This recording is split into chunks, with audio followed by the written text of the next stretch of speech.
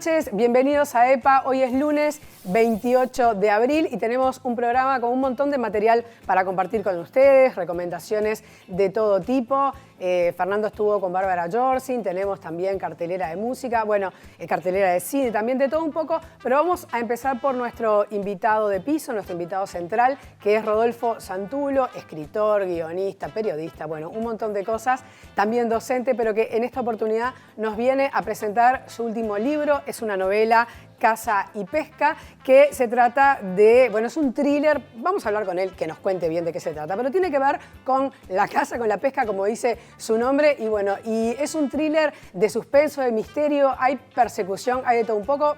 Bienvenido, Rodolfo. ¿Qué tal, Sole? Muchas gracias por tenerme. Un placer estar acá conversando contigo. Y yo decía, ¿no? Bueno, es un thriller, vamos a dar alguna pista.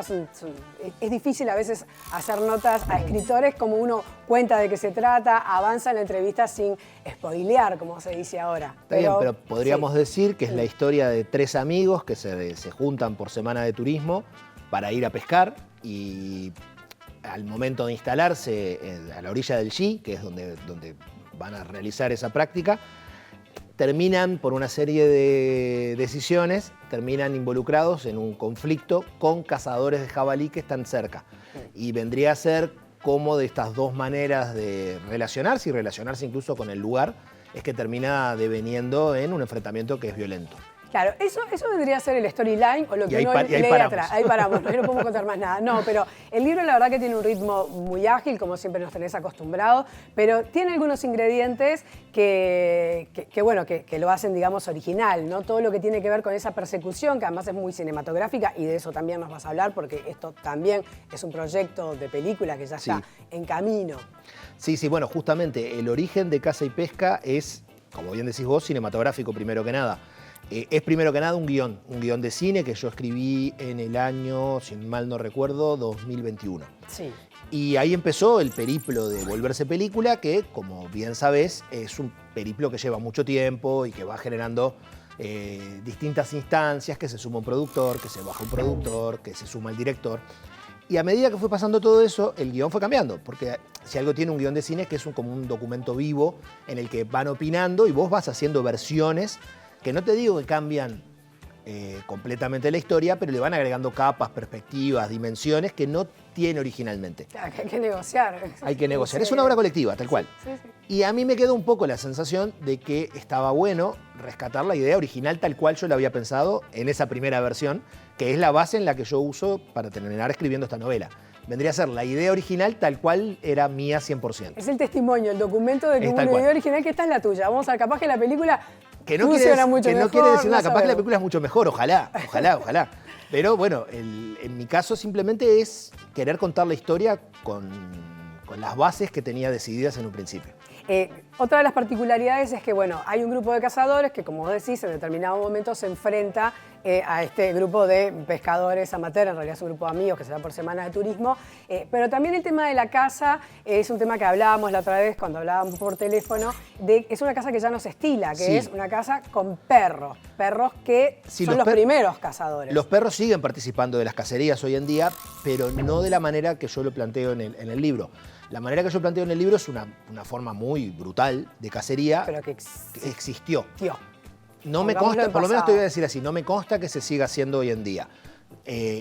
No es tan lejana en el tiempo tampoco. Te digo que existió hasta los 90, a principios del 2000, donde el concepto de la cacería es agotar al jabalí mediante la persecución. Los perros lo corren, lo acosan, lo hieren y lo ultiman los cazadores, ya sea con la escopeta o con un cuchillo, en cercanía completa.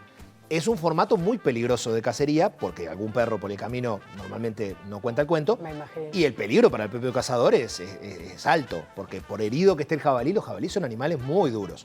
Entonces ese último golpe puede llegar a entrañar riesgo y creo que es la principal razón por la cual se dejó de hacer. ¿Y cómo llegaste vos a esta forma de caza, a esta historia, ¿no? O sea, mira, la primera constancia que yo tengo de esa forma de caza es una lectura. Una lectura que había leído un artículo que justamente se hablaba de que por suerte ya no se practicaba más eso.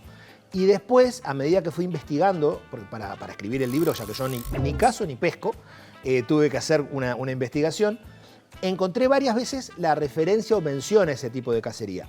También vi mucho video de cacería actual y sigue siendo algo bastante brutal y sanguinario, porque en definitiva, insisto, los jabalíes no son animales fáciles de cazar. Por supuesto. Entonces, así vayas y les dispares, hay todo una resistencia, exacto, digamos, por lo menos. Que no es lo mismo que dispararle a un conejo, por decirlo, claro, por decir algún otro animal. Que lo único que va a hacer es intentar huir. El jabalí también, claro, pero en el medio puede intentar huir en tu dirección, por ejemplo, sin ningún problema. Sí, o si se ve acorralado, se defiende. Se defiende. Hablemos de los personajes, Rodolfo. Tenemos a tres amigos que son Chino, Willy y Federico, con perfiles como bien delineados. Uno es como universitario, el otro es un escritor. Ahí no sé si... No hay tanto. De hecho, si hay algo mío es en el que es psicólogo, aunque yo no soy psicólogo. Pero es con el que te sentís más Hay algunas actitudes no particularmente simpáticas del psicólogo a la hora de ocuparse de su hijo recién nacido, que reflejan cosas que yo hice y de las que no me enorgullezco. Es un momento para pedir disculpas a la familia, este momento. No. Y después tenemos como este personaje en el medio, que es el Chino, que es el que sabe, de acampar y de pescar y demás. Lo que yo quería hacer con esos personajes era rescatar un poco esas amistades, que creo que todos tenemos amistades que fueron muy fuertes en algún momento de nuestra vida, no sé, el liceo, por decir algo, y que seguís siendo amigos 15 años más tarde, pero ya no tenés en común aquello que tuviste en el momento que tenías lo cotidiano, que compartías un espacio. Pero aún así la amistad sigue siendo muy fuerte. Si te ves es como que no hubiera pasado el tiempo. Y además por todo lo que viviste en ese momento. Y yo creo que por los lazos que generás y la lealtad, el amor que va generando a unos amigos en un momento dado que te hacen como amigos para siempre. Sí. Me parece que estos personajes son eso, unos amigos de otro momento que siguen teniendo vínculos muy honestos entre ellos, pero no una familiaridad o cosas en común que pueda hacer entender esa amistad. Bien, y más allá del vínculo entre ellos, en contraposición con este otro personaje que es Don Gregorio, que es el que está como al frente de la caza con los perros, que si bien está bueno señalar esto, en un momento se menciona que él es un hombre de ciudad, no es que sea un hombre del medio rural, ni un bárbaro, ni mucho menos, de alguna manera cuando se va al campo... Lo dice en un momento de la novela. Él dice que para él estos 10 días que implican los 2 fines de semana de turismo y la semana en el medio es cuando puede ser como realmente es. Claro, que el resto del tiempo hay una careta ahí puesta donde él vende una urbanidad que en realidad no tiene. Entonces eso también hace que él se tome estos días y esta actividad, en su caso la cacería, de una manera mucho más solemne que la de estos 3 que en realidad van a pescar, pero si no pescan, a 2 de ellos por lo menos no les importa nada. La idea es estar con las patas en el río y tomando cerveza. Algo que al otro le choca, por una cuestión incluso de no respetar la práctica. No, claro, y en el fondo ¿a qué fuiste? Exacto, esto lo podrías haber hecho en cualquier lado y sin embargo viniste y lo estás haciendo al lado donde yo estoy haciendo lo mío. Que un poco es eso, las dos maneras de ver la vida incluso, que terminan haciendo que los grupos de personajes choquen. Bien, Rodolfo, ¿cuándo pensás que va a estar esta película para que podamos comparar qué nos gusta más? Qué pregunta difícil, Sole. Mirá, en este momento, en este año, se sumaron productores argentinos y españoles. La película la va a dirigir Guillermo Carbonell, que es un director de varios cortometrajes. Igual sería su primer largo, siempre y cuando no pase otra cosa, como que estrene otra película antes. Y se supone, que quede claro, está en mayúscula, podría ser el año que viene si se termina de financiar. El asunto del cine, en Latinoamérica en general, es que es muy difícil de producir. Para llegar a una cifra que no es menor para la producción de una película como esta además es complicada porque implica animales, implica perros, jabalíes, escenas de violencia, mucho efecto especial, tiene un costo de producción alto y conseguirlo suele llevar años. Por eso te digo, desde el primer momento que yo puse en danza este guión hasta ahora, y ya llevamos 4 años y yo calculo que algún añito más se irá. Bien, entonces mientras pueden comprar, sorteaste la pandemia, por lo menos ya los cazadores y los pescadores no tienen por qué estar de tapaboca en la película. Rodolfo, muchísimas gracias por haber venido. Un placer. Felicitaciones por esta novela. Muchas gracias. Fernando Tetes estuvo conversando con la divina de Bárbara Yorsin porque se presenta en breve. Compartimos la nota. Y Bárbara Yorsin se viene con un corazón de metal, que en realidad vino ya hace tiempo, pero ahora viene al escenario. ¿Cómo andás, Bárbara? ¿Cómo estás? Muchas gracias por la invitación. ¿Sabes qué? Me acuerdo cuando fui a la presentación, que fue, no me acuerdo en qué lugar, pero me acuerdo de la locura de los músicos que estaban ahí, de lo que pasaba con encontrarte con este tercer disco, con otras músicas. no sé, mezclando otras cosas, ¿no? Saliste a buscar otros ruidos. Sí, pasó de todo, pasó de todo. La idea era hacer un disco de rock, mi tercer disco, que terminó, bueno, decantando en otro montón de géneros y otro montón de influencias que, viste que uno nunca sabe qué es lo que escucha en definitiva hasta que, bueno, lo va a plasmar y ahí decís como, bueno, mirá, había un poco de música urbana en mi cabeza, había un poco más de pop del que yo quería. Y terminó siendo un disco que tiene de todo un poco y lo dejé ser por ahí. No quería forzar las cosas a que fueran rock porque esa era como la premisa, sino que sí, que fue por otros lados y ahora también estoy yendo como por otros, así que bueno, este show también va a tener cosas nuevas. Cuando estamos hablando de otros lados, vos decías, bueno, pensaba arrancar haciendo un disco de rock. No quiero decir terminaste, pasaste por el trap y por el reggaetón también. Sí. Cosas que por ahí decís, bueno, rock, pop, más o menos la vas llevando. Pero te fuiste por otros lugares. Sí, hay gente que dice, que no me cancelen, que bueno, que el trap ahí hay un poco, ¿no? También del rock de antes, ¿no? Como tiene esa cosa un poco de calle y tiene muchos puntos en común, por ahí no tanto en lo musical, pero sí como en esta cosa medio trash. Y bueno, la canción que justo hice de trap habla de la venganza, ¿no? Y un poco de la muerte y otro montón de cosas que para mí tocan puntos como también líricos con el rock. Así que yo creo que el rock está ahí implícito, pero no quise como, bueno, encasillarme en el género, digamos. Si la canción iba para otro lado, bienvenido sea. Y en este show va a haber una canción nueva que está yendo como para un lado más popero todavía, ¿no? Como la canción Corazón de Metal en sí misma, que también pensaba ser una canción de rock y terminó siendo una canción más popera. Pero no me gustan mucho los géneros musicales, no me llevo bien. Digo que voy a hacer algo y después... ¿No te gusta encasillarte, para empezar? No. No sos una cantante de rock, no sos una rockera desde el lugar, digamos, de la góndola del disco, sí capaz de la actitud. Total, para mí hay algo sí, igual que lo diga la gente, yo no voy a decir si soy rockera. Bueno, pero es tu actitud. Sí, total, yo creo que sí. Y que siempre es lo que escuché, ¿no? Mujeres del rock y hombres del rock, y bandas de rock desde siempre. Pero bueno, yo creo que está mucho más en la actitud que en la guitarra eléctrica y la batería golpeada y cierta velocidad en la música, ¿no? Hay algo más allá, me parece. Es el tercer disco este, ¿no? Después de Índigo, ¿cómo se llama el segundo? No me acuerdo. Si canto es porque puedo, se llama el segundo. Si canto es porque puedo. ¿Qué cosas sentís ahora que ya salió, que ya pasó, lo tocaste? Tuviste las críticas buenas, malas, gente que se arrimó, gente que, me parece que sí, me parece que no. Ahora que decantó el disco, ¿qué sensaciones tenés? Y bueno, en realidad... yo quiero seguirlo tocando, digamos, quiero tocarlo mucho en vivo. Entiendo que la velocidad en la que vivimos ahora, ¿no? Y la velocidad de la industria es otra y siempre quieren que estén sacando cosas nuevas y en esa, pero yo la verdad siento que salió hace poco, por más de que ya va a ser un año que salió y quiero seguirlo defendiendo. Para mí en el vivo está la verdad, ¿viste? Como quiero tocarlo mucho, además cuando yo lo toco también descubro otras cosas, voy descubriendo otras versiones, así que yo me siento enamorada del disco, 100%, también pensando en lo próximo, pero sí, yo lo sigo viviendo como muy a flor de piel, el disco. Me tiento a preguntarte algo de lo próximo, pero quiero seguir en el disco un cachito más. ¿El Tato Cabrera cuánto tiene que ver en esto? En que algunas canciones se hayan transformado. ¿O vos ya las fuiste transformando o fuiste haciendo ese camino como saliendo un poquito del rock y yendo para otros lugares ya por tu cuenta, más allá de la influencia del Tato? Sí, bueno, en realidad yo compongo mucho, compongo todo lo que puedo y también estoy en el área de producción, digamos. Trabajar con un productor obviamente te abre puertas y en este caso sí, como estábamos muy alineados en lo que queríamos, pero sí, hubo una gran parte que yo ya había hecho en casa, digamos. Yo preparo la letra, la melo, las armonías y después también como tiro como colores, ¿viste? Che, yo acá me imagino esto. Y bueno, él tuvo como su trabajo de producción, pero también fue también como bastante ingeniero, ¿no? Él maneja el programa y yo estaba siempre al lado de él. Entonces fue bastante trabajado en conjunto, en equipo eso. ¿Tecladistas ambos? Tecladistas ambos. A mí ¿Cómo viene eso? Cuando se juntan dos tecladistas, uno que es productor y el otro que es el creador, digamos.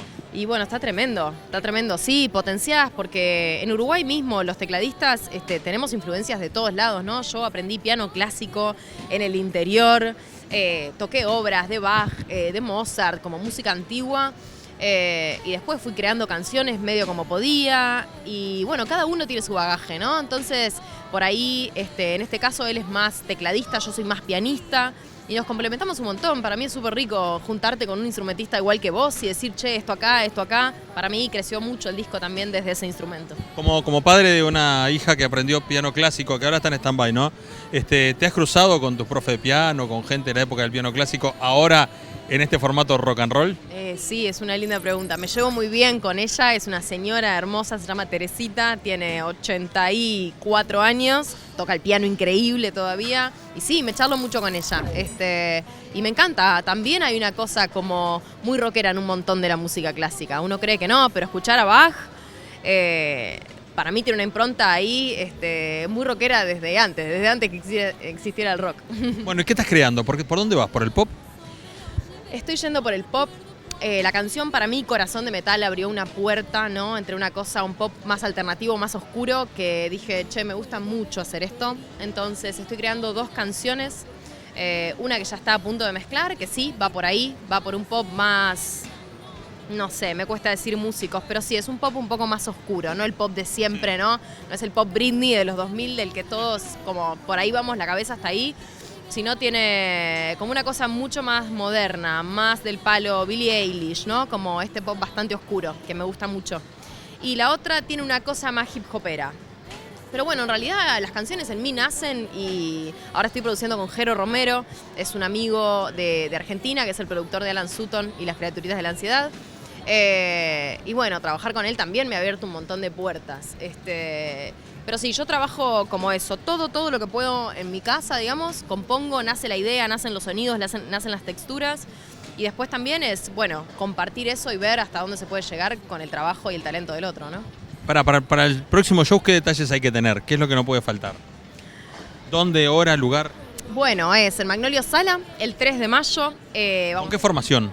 Y bueno, es banda, full banda y además un montón de invitados. Tengo una sorpresa que la quiero decir igual porque me genera mucha ansiedad y me pone muy contenta, que es que conocí a la gente del coro de La Experimental, que ellos tienen un proyecto que se llama Mirlo, al que me invitaron, donde hacen canciones y versiones corales de los temas, y los invité. Son 20 personas que van a estar en Magnolio Sala, o sea, van a ocupar la mitad de la sala. Contento el sonidista. Sí, el sonidista me odia, pero bueno, nos entendimos por suerte y creo que eso va a aportar muchísimo como la versión coral de alguno de los temas. Y después full banda, invitados, otros invitados también. Es una banda grande, la que tengo es batería, bajo, un montón de teclados también. Corista, guitarra, pedales, hay de todo. Así que me encanta a mí tocar en este formato. No siempre es fácil, sí, llevar tanta gente. Son producciones que obviamente tienen su costo.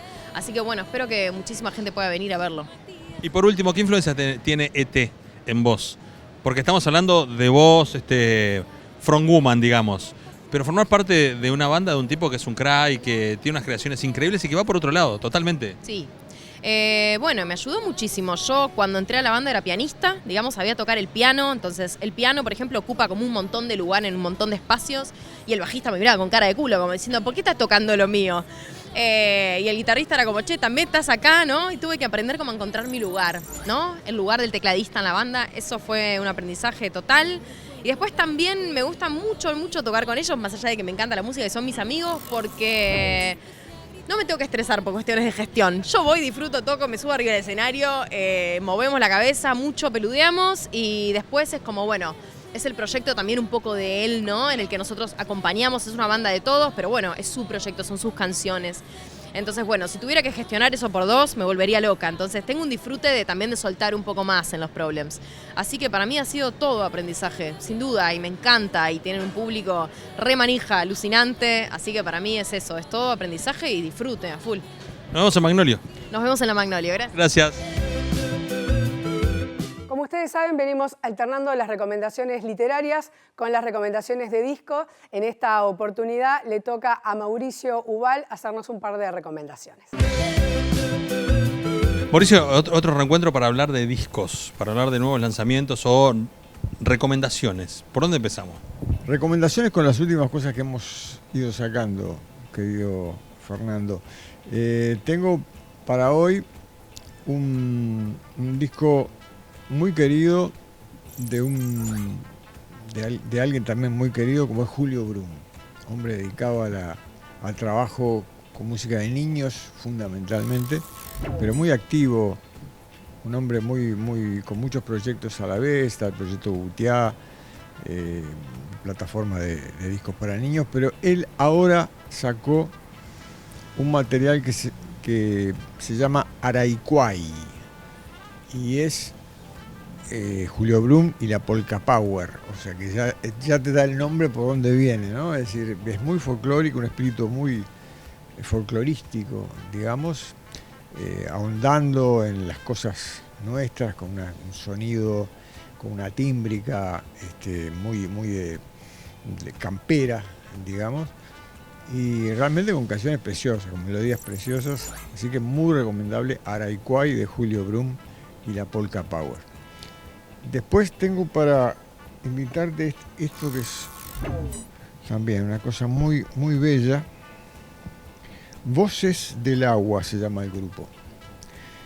Es familiares básicamente, de Circe Maya, la enorme poetisa de Tacuarembó, que bueno, ellos venían musicalizando naturalmente poemas de Circe y decidieron, bueno, juntarlos, armarse como una especie de taller abierto, permanente, y sacaron esto que es una preciosura, que yo invito a la gente que le gustan estas cosas, porque es una buena cancionística y la poesía de Circe ni que hablar, ¿no? Así que, bueno, Voces del Agua, Circe Maya, Poemas en Canciones se llama esto, que tiene una pequeña edición, como ven, en físico, en CD. Es increíble. Nos damos el gusto de hacerlo, porque bueno, algunas cosas todavía las podemos sacar en CD. Y por último, algo que estaba casi olvidado ahí, que es un precioso disco que había editado Lise Lange, la querida Lise Lange, allá a principios de este siglo, el 2002, había editado Agua Abrazada, un CD muy pop, pero muy bien producido, muy bien cantado, en un momento de esplendor de Lise. Y había quedado ahí, el disco después por esas cosas, ella frenó con su actividad. Esperemos que esto sea como un reimpulso para Lise. Y nosotros le propusimos rescatarlo y ponerlo en plataformas. Así que estamos muy contentos vos sabés bien que Ayuí tiene una de sus patas, es ese rescate, el rescate de esas grabaciones que a veces quedaron por ahí de costado. Y bueno, Agua Abrazada es muy recomendable para los que gustan del buen pop bien tocado, con buenos arreglos, buenos músicos. Lise Lange en su mejor momento. Vamos a compartir la cartelera de estrenos cinematográficos que realiza Isabelino González. Please. I can't die again. Un año después de que Melanie desapareciera misteriosamente, sus familiares y amigos se dirigen al remoto valle donde se perdió en busca de respuestas. Exploran un centro de visitantes abandonado, se encuentran acechados por un asesino enmascarado y son asesinados horriblemente, uno a uno, solo para despertar y encontrarse de nuevo al principio de la misma noche. Atrapados en el valle, se ven obligados a revivir esa noche una y otra vez, solo que cada vez la amenaza asesina es diferente, cada vez más aterradora que la anterior. El grupo pronto se da cuenta de que le queda un número limitado de muertes, y la única forma de escapar es sobrevivir hasta el amanecer.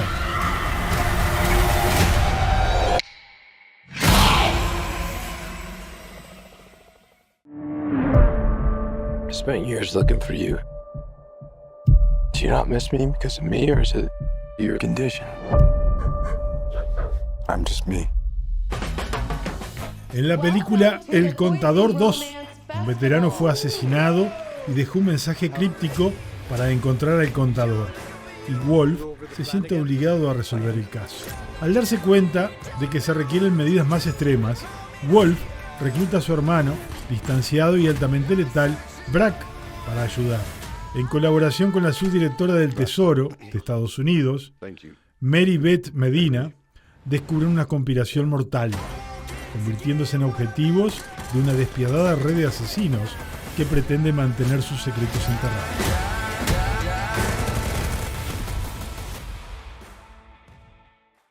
Om man inte gör det där resan så tror jag inte han är med oss så länge till.